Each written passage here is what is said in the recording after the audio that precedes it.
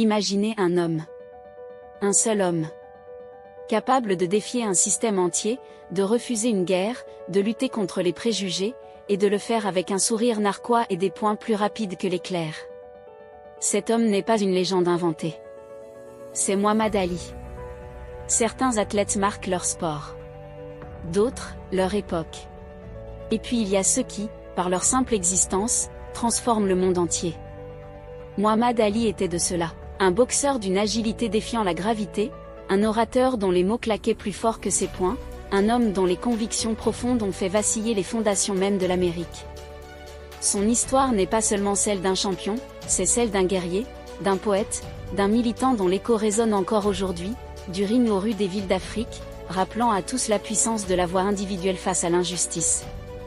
Né Cassius Marcellus Clay Jr. en 1942 à Louisville, Kentucky, le jeune garçon n'était pas destiné à la gloire. Au contraire, il grandit dans une Amérique ségrégée, où la couleur de sa peau dictait son rang, où les restaurants refusaient de servir des Noirs et où la dignité était un combat quotidien.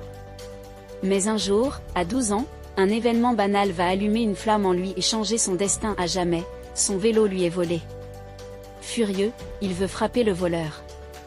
Il rencontre alors un policier, Joe Martin, qui est aussi entraîneur de boxe. C'est le début d'une vocation. Le gymnase devient son refuge, le ring son royaume. Il apprend vite, très vite, et sa confiance en lui, déjà une force de la nature, est palpable. Il se forge non seulement un corps d'athlète, mais aussi un mental d'acier et une détermination sans faille.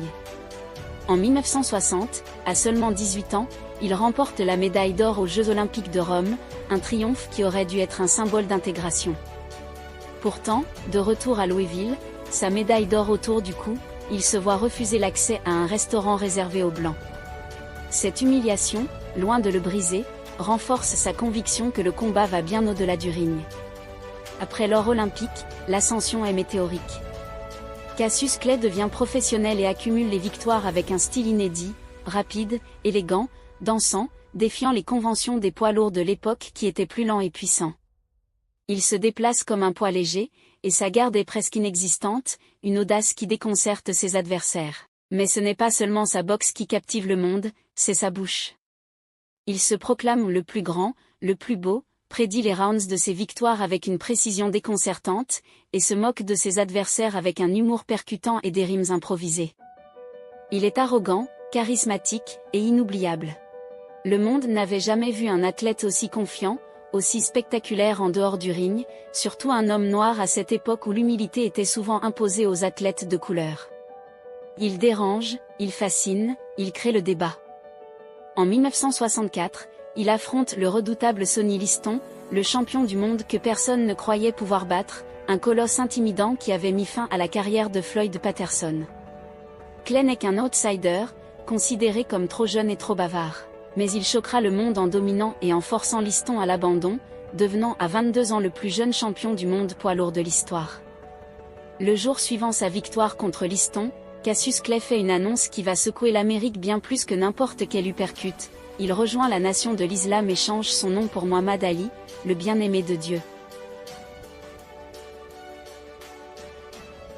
Et ce n'était pas un simple coup de publicité, c'était une profonde transformation personnelle et politique, un acte de réaffirmation identitaire dans une société qui cherchait à effacer l'héritage africain des Noirs américains.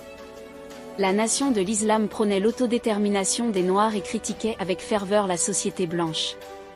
Cette décision lui aliène une partie du public et des médias, qui le qualifient de traître ou de radical. Mais le plus grand test de ses convictions arrive en 1967, lorsqu'il est appelé à servir dans la guerre du Vietnam. Ali refuse catégoriquement l'incorporation, déclarant avec une conviction inébranlable « Aucun vieil homme ne m'a jamais traité de nègre. Pourquoi irais-je là-bas et tirerais-je sur ces gens ?» C'était un acte de défiance retentissant, un défi lancé non seulement au gouvernement américain, mais aussi à l'ensemble du système sportif et social.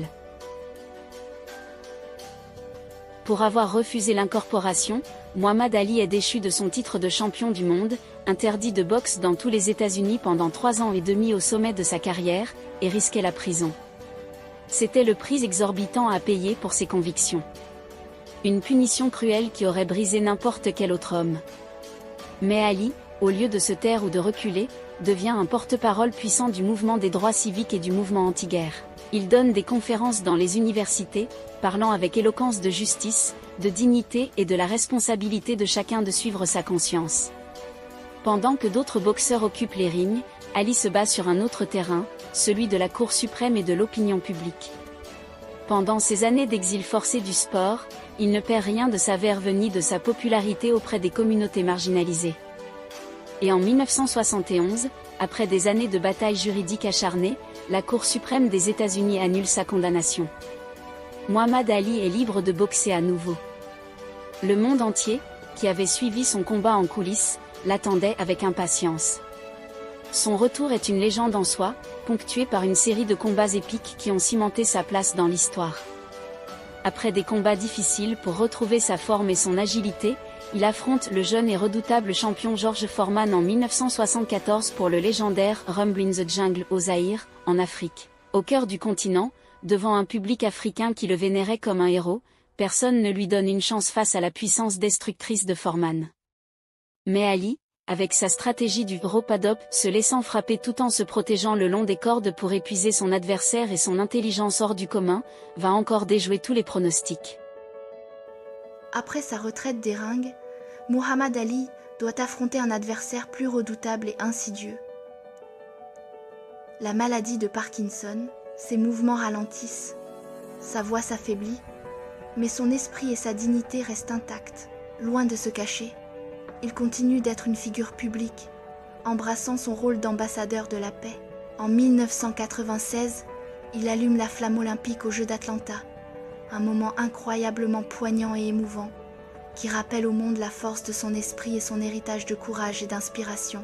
Sa main, tremblante, tenant la torche, est devenue une image indélébile de la résilience humaine. Il continue à voyager, à rencontrer des leaders mondiaux, à promouvoir la paix, la tolérance et la compréhension entre les peuples, utilisant sa renommée pour le bien commun.